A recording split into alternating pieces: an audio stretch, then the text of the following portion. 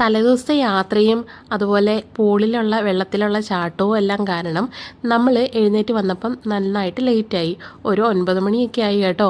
എഴുന്നേറ്റ് വന്ന പാടെ നമ്മളെല്ലാവരും മിലുവിൻ്റെ കൂട്ടത്തിലുണ്ട്. അവളുടെ ടോയ്സൊക്കെ വെച്ച് റോണി അവളെ കളിപ്പിക്കുന്നുണ്ട്. നമ്മൾ മെയിനായിട്ടും അടിമാലിക്ക് വന്നതിൻ്റെ പ്രധാന കാരണം ഈ നിൽക്കുന്നില്ലേ ഷേർലി ചേച്ചിയുടെ മൂത്ത മോൻ്റെ കല്യാണമായിരുന്നു കഴിഞ്ഞിടയ്ക്ക്. അപ്പം അവരെ എല്ലാവരെയും നമ്മൾ ഒരു വിരുന്നിനായിട്ട് നമ്മുടെ വീട്ടിലേക്ക് ക്ഷണിച്ചിട്ടുണ്ടായിരുന്നു. അതുകൊണ്ടാണ് ഞങ്ങളും അടിമാലിക്ക് വന്നത്. അപ്പം റോഷൻ്റെ വിവാഹം കഴിഞ്ഞിട്ട് ആദ്യമായിട്ട് കൂടുന്ന ഞങ്ങളുടെ ഒരു ഗെറ്റ് ടുഗദർ ആയിരുന്നു. റോഷൻ്റെ വൈഫിൻ്റെ പേര് ആൽറിയ എന്നാണേ. ഞങ്ങളെല്ലാവരും സ്നേഹത്തോടെ അവളെ ആഡു എന്ന് വിളിക്കുന്നു. അവളുടെ ഫാമിലി ഉണ്ടായിരുന്നേ. ഞാൻ അവരുടെ ഒന്നും വീഡിയോസ് എൻ്റെ കയ്യിൽ അധികം ഇല്ല. അവരെ നമുക്ക് ബാക്കിയുള്ള വീഡിയോയിൽ ഞാൻ കാണിക്കാം കേട്ടോ. അപ്പം നമ്മൾ രാവിലത്തെ ബ്രേക്ക്ഫാസ്റ്റ് എല്ലാം കഴിഞ്ഞിട്ട് ഞങ്ങൾ കുറച്ച് പേര് മാത്രം അടിമാലി വരെ പോവുകയാണേ. മറ്റൊന്നുമല്ല, നമുക്ക് ഈവനിങ്ങിനത്തേക്കിന് കുറച്ച് എല്ലും കപ്പയും വേവിക്കാമെന്നുള്ളൊരു പ്ലാൻ ഉണ്ടായിരുന്നു. അത് വാങ്ങിക്കാനുള്ള പോക്കാണ് ഞങ്ങളീ കാണുന്നത്. എൻ്റെ കൂട്ടത്തിൽ ബേബിയും എൻ്റെ കൂട്ടത്തിൽ പോന്നിട്ടുണ്ടായിരുന്നേ. അളിയനുണ്ട്, കൊച്ചു റോബിനാണ് ഡ്രൈവ് ചെയ്യുന്നത്. അതുപോലെ തന്നെ റോബിനും ഉണ്ട്, റോണിയും നമ്മുടെ കൂട്ടത്തിലുണ്ട്. ഈ കാണുന്ന കേട്ടോ അവർക്കെടുത്തിരിക്കുന്ന റൂമേ നമ്മുടെ വീടിനോട് അടുത്ത് തന്നെയുള്ളൊരു ഹോം സ്റ്റേ ആയിരുന്നു.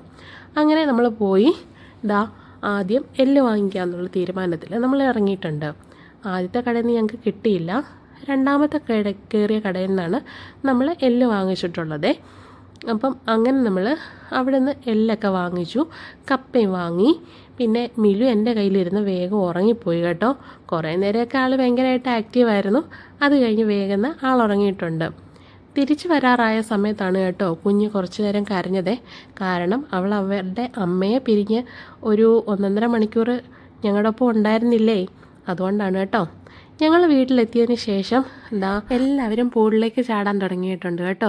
നമ്മൾ ഏറ്റവും കൂടുതൽ എൻജോയ് ചെയ്ത ടൈമായിരുന്നു ഈ പൂളിലെ വെള്ളത്തിലേക്കുള്ള ചാട്ടം. കാരണം ഞാൻ ഒരുപാട് നാളായി കേട്ടോ ഒന്ന് നീന്തിയട്ടെ. അപ്പോൾ പൂളിലേക്ക് ചാടിയപ്പോഴത്തേക്കിനും ആദ്യം ഒന്ന് പേടിച്ചെങ്കിലും പിന്നീട് അതങ്ങ് സെറ്റായായിരുന്നു.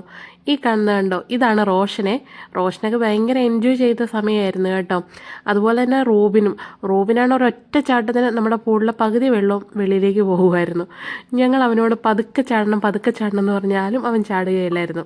അങ്ങനെ നമ്മൾ പൂളിലെ ചാട്ടം എല്ലാം കഴിഞ്ഞിട്ട് തിരിച്ച് കയറി വന്നിട്ട് നമ്മൾ ആനക്കുളം വരെ പോവുകയാണേ. നമ്മുടെ വീടിന് അടുത്തുള്ളൊരു ഡെസ്റ്റിനേഷനാണ് കേട്ടോ. പോകുന്ന വഴിക്ക് നല്ല ഭംഗിയുള്ള സ്ഥലങ്ങളൊക്കെ ഉണ്ടായിരുന്നു. അപ്പോൾ ആ കാഴ്ചകളൊക്കെ നമുക്ക് അടുത്തിൽ കാണാവേ. അപ്പോൾ ടാറ്റ, take care, God bless you, by.